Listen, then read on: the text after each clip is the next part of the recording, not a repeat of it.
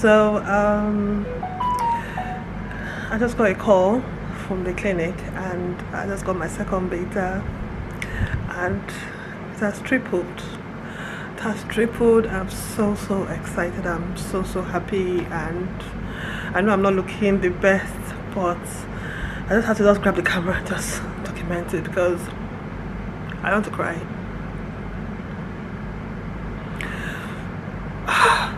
I haven't, since the beginning of this journey, I haven't actually gotten a beta. So this is I'm trying so hard not to cry, because I'm trying so hard not to cry, but I'm just I'm so appreciative that God was able to just bless us, and for us to be able to even have the opportunity to do this. I'm grateful to God, and let me just grab the camera and I'm going to have like a video that I'm going to talk about everything, because I didn't film this time because yeah, you just watch it in the video. I'm just in awe. God's grace has just I'm just overwhelmed with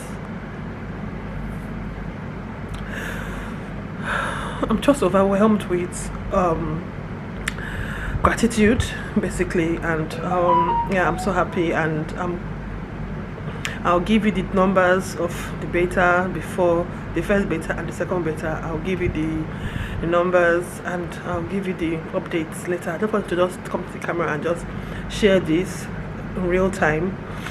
And I got a couple of pregnancy tests that I'm going to use, and I'll be testing actually.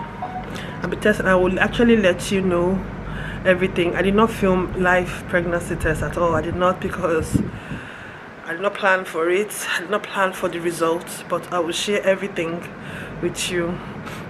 I'm just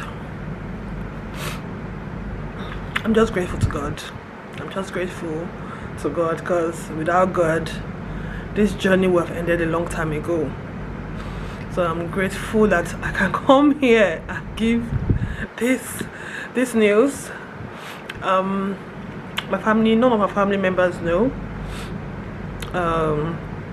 We're keeping it hush hush, not hush hush for now, because I want to pass the threshold first before, because all the times we have been telling our family and friends, when the bad news came, everybody was heartbroken. So we don't want to intentionally put people's hopes high. Even right now, our hopes are already in the highest. Okay, my hope is in the highest, because Prince, who doesn't even know yet, I just got the call, I just grabbed the camera, and he's at work. So I'm taking a couple of days off, not doing anything. I've not done my hair, I've not done anything about maintenance of myself, not done my hair. I'm just at home with loungewear and catching up with other things that I wouldn't have had time to do. So this is a very I'm just very grateful to God. Very grateful. Very grateful. Very grateful, because I had given up on this journey many times, and I'll tell you how this journey, I've charged my battery. I'll tell you how we got here, and we got here because of God, through God. But I'll tell you how I came in terms in going through this journey again. I'll sit down, I've been jotting things down, and I'll share it when I fix up and look sharp like a normal human being. But for now, I'm grateful. I don't know when you will see this video, but by the time you see this video, it probably be next year. Today is the 1st of November. Today is the 1st of November 2021. So probably see this video probably next year. So, and because of the way my videos are set up, I've not added my my series, my IVF series yet on YouTube. They already recorded and already filmed, so I've not had the series yet, but I'll be starting this very soon. Once I film my IVF and fertility update, I will film a video of between 2 weeks wait and getting my first beta and second beta. Then I'll film a video on the first trimester and things like that. I'll start a new playlist with my pregnancy journey after my TTC and IVF journey has ended. So I just pray that anybody out there, because when I get off the camera, I'm going to go and cry seriously, because I don't think anybody will understand if you're not going through this journey. I don't think there's a way I can explain it to you. I don't think so. I don't think it's something I can explain for you to understand. It's a personal, I don't know how to explain, personal journey that is based on how it's a feeling thing. I don't know how to explain it basically. So, but I'll try my possible best to explain and tell you my story, and I want this story to be a story that can give you courage, that can encourage you, that can keep you in a positive light no matter what you are going through, because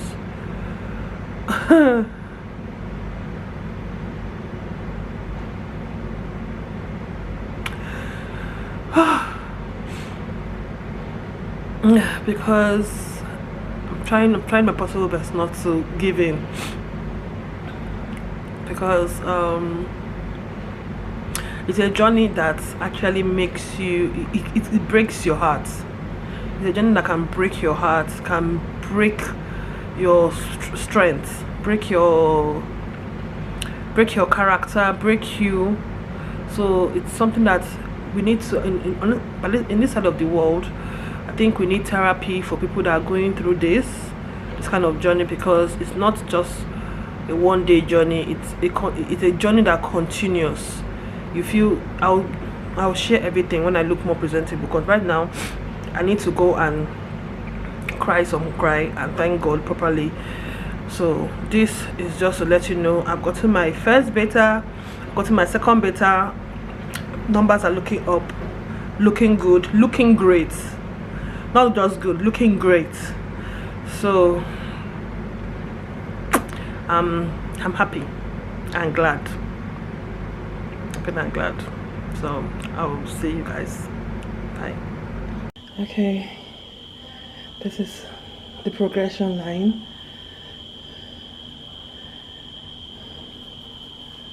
So I want you to have a look of the first day I did the test was 3 days before my first beta, and I did it. Some of these tests were done on the same day, like morning and night, because sometimes you forget, or actually you will not feel any pregnancy symptoms. So for reassurance, I just do it sometimes once or twice a day. So this had the progression line.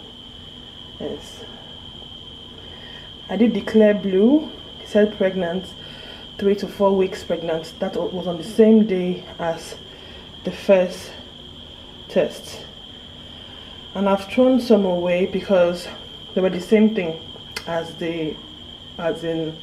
I did it the same day. It's the same. Listen, I'm expecting it to be darker by now, but it's not giving me real dark lines yet.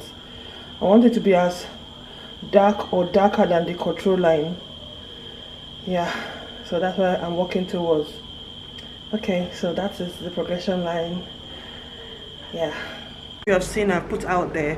You already know where I was at, where I was where I was, and now I want to just give you, like, sorry about that, I want to just give you like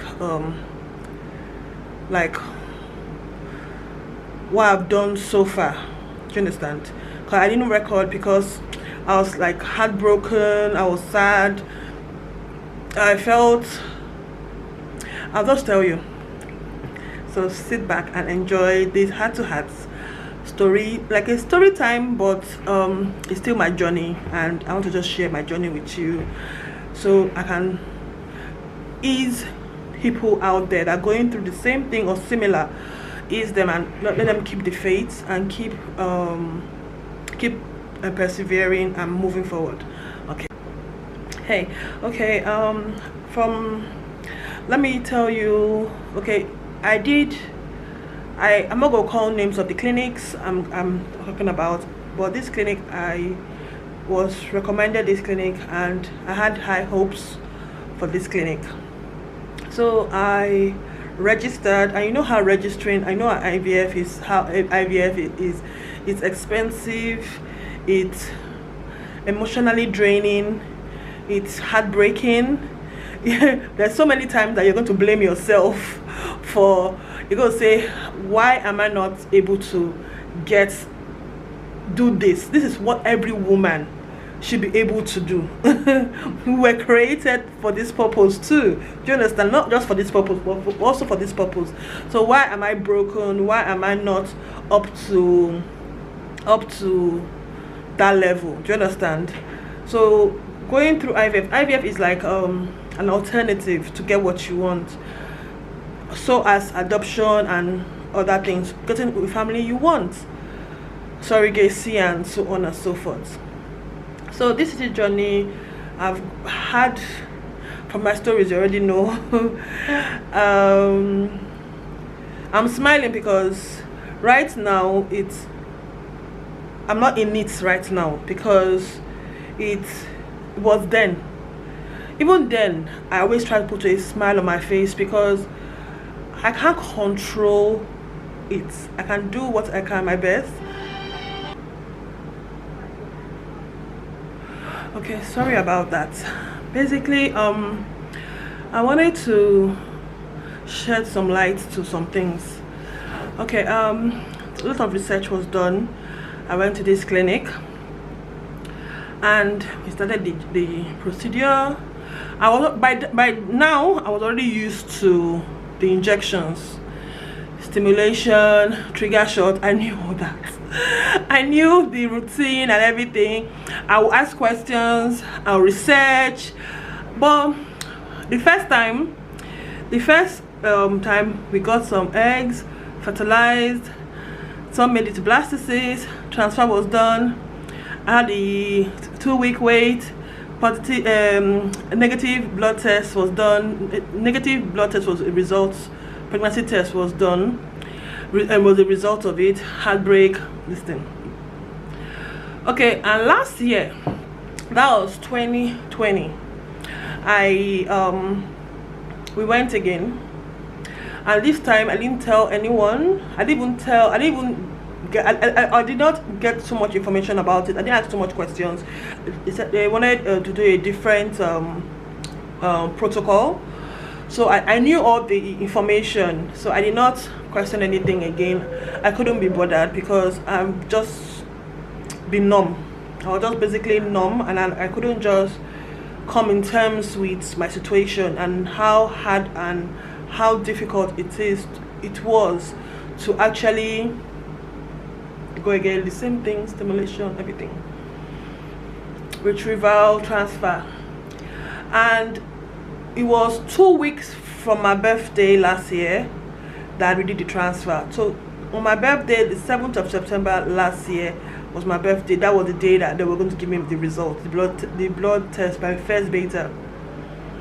I went in, I got the blood test. Normally, from my experience and from questions and friends that have gone to, or people that I've met through IVF, when they get a positive positive pregnancy test, they call you immediately and tell you congratulations. But this time I went there very early. I went very early. I was having cramps that day. I went very early. My husband principally wasn't trying to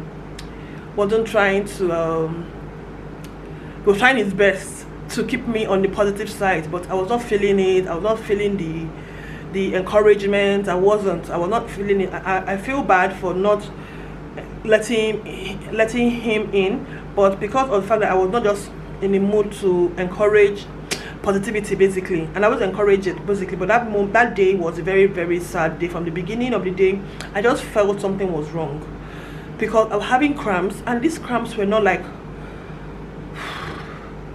they were not like positive cramps, they were like serious cramps. Like I couldn't sit. I had to take painkillers. I couldn't sit down. I was having like serious banging headaches. I couldn't sit down. I couldn't stand up. I couldn't do anything. So I went for the test in the morning. I told the nurse that was with me throughout this journey, she was there. You know how they do. She was there trying to encourage you, trying to motivate you that don't worry, it's positive, it's going to come out. But she didn't call me in the morning, she called me in the afternoon. I sent her messages, she read it, but she didn't answer. Then in the evening, I can remember this like very clearly. My sisters were with me, they brought cake, they brought gifts, so they were with me, and I was just in a very bad mood. I didn't want to pass that bad mood to them. So the nurse now sent me a message, "Oh ma'am, I'm so sorry." That's all I saw. I didn't open the message. I just saw, "Oh ma'am, I'm so sorry." In my mind I was thinking that it could be, "Oh ma'am, I'm so sorry, I missed your calls, I couldn't reply you on time," or "Oh ma'am, I'm so sorry, it's a negative." So I now opened the message. She now said, "Oh ma'am, I'm so sorry, it's a negative result. I thought this was going to be your breakthrough. I thought today this was going to be the time we will celebrate. I'm so sorry. Please stop the medication. Let your body relax. Let your body go back to normal. After bleeding, come back for a checkup." I felt broken. I don't want to say anything to my sisters, but I think they got the gist. I felt really broken. I felt really sad, and I felt like that was going to be the last time I'm going to do IVF. I'm going to try anything. When my husband came back, I told him that I'm not doing again. I don't want again. I don't want stress. I don't want anything to do with this thing again. I'm tired. I don't inject myself with, okay, I'm speaking pidgin English now.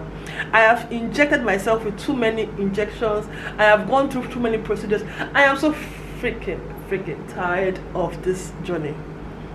Now I'm smiling. I don't know why I'm smiling. I will smile. So he was quiet. He just said, "Okay, take it easy, relax, and we'll come back to this later." And I'm like, "Let's go and do adoption, I beg, because I don't have time for this. Let's go and we so love kids that need a loving home, that will love people that will love them. Let's go and adopt." That I am tired. Do you understand? So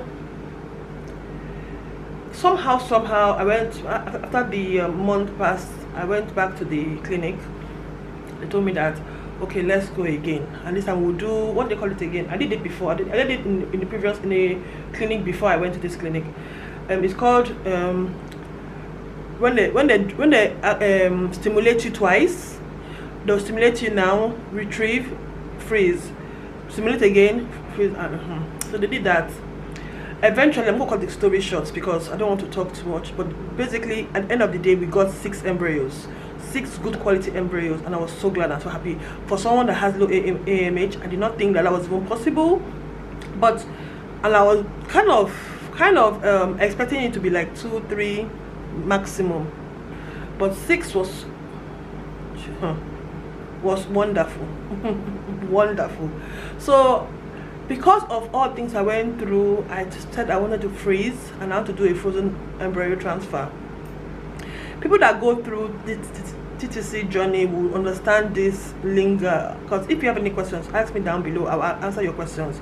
Trust me, I think I'm well equipped to answer some questions. I'm not a fertility specialist. I am not a doctor, but I did some research, and I'm going to share what I researched to you, so you can go and do your own research and find out what suits you basically. So what happened? Okay, yeah. So I now decided, okay, that I wanted to go ahead and do, that was this year, early this year, right? Early this year, yeah. I wanted to go ahead and do my transfer. I told them the time, so they gave me my medication that, okay, prepare your body for a transfer, a frozen transfer. And I think from all the things I've gone through this IVF, TTC, early miscarriages, from all the things I went through, I think this actually was one of the things that broke my spirits. This, what I'm about to tell you now. So after everything, I finally got 6 embryos, frozen them, and I was happy. I was grateful to God. I was saying, God, thank you. I was quiet in my prayer. I will tell God, God, thank you. Sometimes I'll just sit down and say, God, thank you so much. This is a miracle. This is a miracle for us to be able to afford this procedure after procedure after procedure. Sometimes it is, there's no credit here in Nigeria. There's no finance here in Nigeria. You bring out for your pockets to pay for all this. So I'm so grateful for my partner, because he's very, very, very, very, he's the best partner I can have right now. Because hey, I don't see he has tried. He has been encouraging.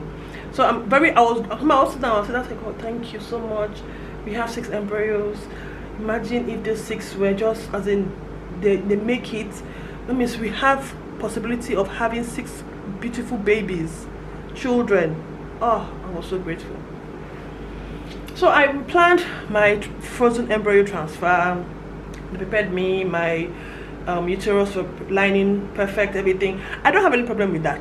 I don't have a problem with that. So, time for the embryo transfer. We got to the clinic. I was in the ward waiting. It was supposed to be 11 a.m. I got there by 10. They took me in by 11. So I was there. I was there till 12 to 1. The light is changing, so yeah. 12 to 1, 1 to 2, at 3 p.m. someone came, not my nurse, not that have been attending to me all these years or all this time. A different nurse just came, like a little nurse just came and said, oh, sorry, madam, can you put on your, I was wearing my scrubs already, put on your clothes, and the MD wants to see you. And, what's going on? She said, oh, that MD will explain everything to me. And I asked her, what about my nurse? I called her name. I said, what about this person? She said she will be there in the MD's office waiting for me. I've been sending her messages, what's going on, what's happening, and she wasn't replying my messages. So when I walked into the MD office, I saw her there, her head down on the floor. I said, what could be the bad news? What could be the bad news? 1 minute. And what could be the bad news? What could happen? It's getting dark. Let me quickly round up. What could go wrong? My frozen embryos are safe. And sometimes I'll just sit down in one corner. I'll be thinking, I'll be praying for them. I say, God, bless them. Make them strong. Make them happy. Let them be cozy wherever they are. It should not be too cold for them. Let it be perfect weather. So, the MD now came and sat down. The nurse, she couldn't give me eye contact. He now said, I'm really sorry, but we lost your embryos. I said, what? I don't understand. I'm confused. You lost my embryos. I said, yeah, they couldn't make it from the thawing process. I said, okay, how many were lost? I said, all.